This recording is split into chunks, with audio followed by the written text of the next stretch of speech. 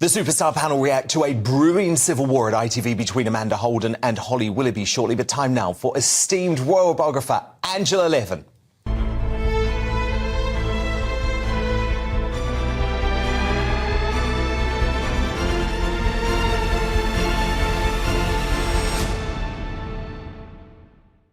And Prince Harry's crippling paranoia was laid bare at the High Court today as he told how Daily Mirror reporting of his breakup with Chelsea Davy was both mean and suspicious. The Duke was challenged on the fact the story was already in the rival newspaper News of the World on the same day and told why the headline, "Hooray, Harry is dumped," was not celebrating his breakup. Watch. The headline seems to suggest people were celebrating my breakup, which is a little bit mean. I'm not sure how people would have known about the breakup, as we wouldn't talk about that. There was a front-page article in the News of the World on the same day which reported on the breakup. In the Mirror article, there are only 2 references to the breakup. The information about the split in the quote are very similar to the News of the World's reporting earlier that day. Are you implying that phone hacking was used to give the photographers information about his visit to the nightclub? It's very suspicious. I'm not sure how the photographers knew he was going to be there. A memo by journalist Zoe Griffin suggests she had gone to the Amica nightclub herself to report on him being there. This was perhaps the case, but the article seems suspicious. Going through it again now, "Hooray, Harry is dumped," was hurtful, to say the least. That such a private moment was turned into a bit of a laugh. The fact that the payments were referred to as Project Harry is incredibly disturbing. The level of surveillance that I was under was quite something. You're not suggesting that Hooray Harry was a reference to celebrating that you were being dumped, are you? Yes.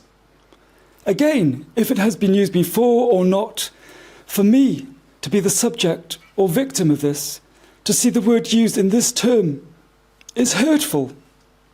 The article quotes that Chelsea got tired of his hooray lifestyle. It's not celebrating the demise of your relationship. Oh, Angela Levin, I'm cringing watching that exchange for so many reasons, actually. But fundamentally, doesn't this just show that Harry has become very paranoid, given that, number one, Hooray Harry wasn't at all trying to be offensive about his split, and secondly, what he's claiming was a story that came from phone hacking actually came from the Mirror's reporter who just happened to be in the same nightclub as him. Yes, I mean, it's tragic, isn't it, really? I think his paranoia has come from childhood and he hasn't been able to put it down. I mean, smoking too early when he was 12, drinking when he was 12, heavily getting drunk, taking drugs when he was early teens. I mean, it does affect your mind and it can actually make you somebody who you weren't. Now, of course, you spent a lot of time with Harry. You were his official biographer for a time. You wrote a lot about the breakup with Chelsea Davy. Lots of folk, including me, have said this week, Angela, it looks like he still has a lot of feelings for Chelsea. He's never really got over her. What do you put that emotion down to? Well, it's very interesting, actually, because when he met, he fell in love with her and he wrote to his father and said, "I'm completely in love with Chelsea." And his dad wrote, King Charles now, wrote back and said, "Well, finish your exams at Sandhurst first," where he was training to be military, and let's see after that. So there he was, but he was brought back early from Afghanistan and he started doing helicopter lessons, and then he wasn't interested in her. He really let her down. He was too tired, he didn't want to know, and she got so fed up that on Facebook she took away the sign that says, "Are you a couple or are you one?" and she put "one." And they just sort of fell apart. It was a... So it's not completely fair for Harry to blame the media for the breakup of this relationship. There were issues with Chelsea herself not being happy with the way that he was acting because, you know, he was out at these strip clubs and that sort of thing. Yes, he went to the strip club and she was very upset. And he blames that on the press. But actually, one of the girls who sat on his lap briefly, I don't think anything else happened, but she was there, she rang a newspaper newspaper and told them. So it's actually, you can't expect a newspaper not to actually do something about that. But did you get the sense that he'd never completely moved on from Chelsea Davy when you were with him? Well, it seemed that once they had split up, then he really tried to get her back again. I think they were both very young. He was very young, and they realised that they got on much better than he wanted to. But when one's in South Africa and one's in the UK, it's very difficult to do that. OK, Angela, I want to show you another moment from our incredible recreation of what went on in court today. So this is the moment Perma victim Harry lectured the court on public interest. Watch. The Harry Carey story was not in the public interest. What would be? I'm not entirely sure. I'd be speculating. Well, could you speculate for a moment?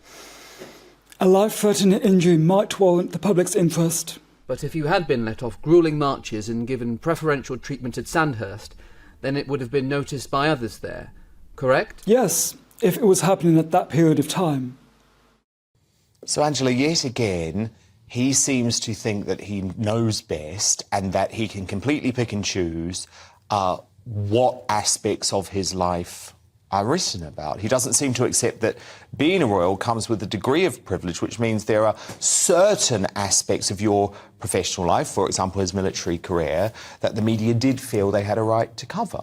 Yes, well, it was a very important thing. And actually, people looked up to him and felt that he was very brave and courageous to want to go on the front line. They tried to stop him because they felt it was too dangerous because his position in the hierarchy. But he wanted to do that. And he told me that that's when he really felt he was existing. He wanted to do something for his country. That no longer happened.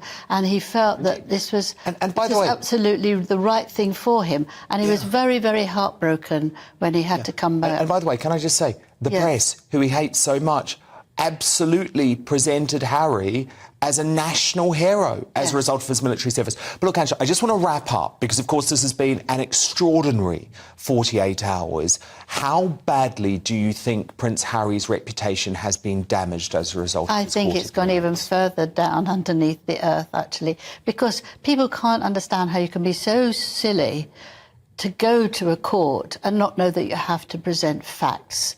It's not that you're sweeping through it, or it could be, or I don't know, or ask somebody else. He has to be responsible. You've seen that he's very immature like that, won't take responsibility, and also that he expects everyone to do things for him and doesn't know that what you're like in a court. Well, he should have done. Somebody should have told him, or he should have looked it up himself. But he doesn't like sitting at a desk learning anything. And I think it's exposed parts of him that really are very sad and not very hopeful. Prince Harry's biographer Angela Levin, thank you for joining us for our coverage this week. It's been an extraordinary few days, and we'll deal with the fallout of it next week. Thank you, Angela.